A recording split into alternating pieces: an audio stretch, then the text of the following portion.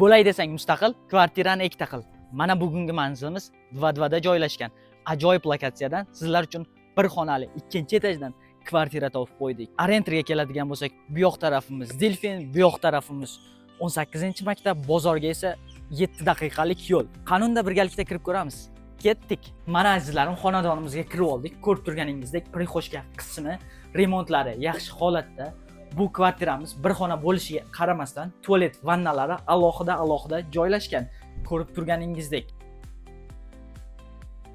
Bundan o'tganimizda asosiy xonaga kirib olamiz. Asosiy xonamiz 5 ga 3, remontlari, aboylar qilib qo'yilgan, yaxshi holatda. Bitta oila kelib maza qilib yashasa bo'ladi.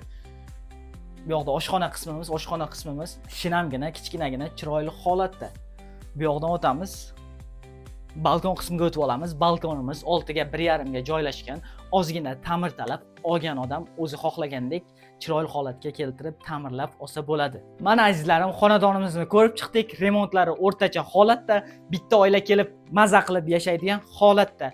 Bu uyimizning egalari 20.200 etib belgiladi. Pastda raqamlar qoldiramiz. To'liqroq ma'lumot olish uchun aloqaga chiqingizlar va Dvadvadan bir xonali kvartira qidirib yurgan tanishlarga yuborib qo'yamiz. Aytgancha, uyingizni oldi sotdi qilmoqchi bo'lsangiz, bizga murojaat qilsangiz, sizga tez va oson sotishda yordam beramiz. Bizga aloqaga chiqinglar.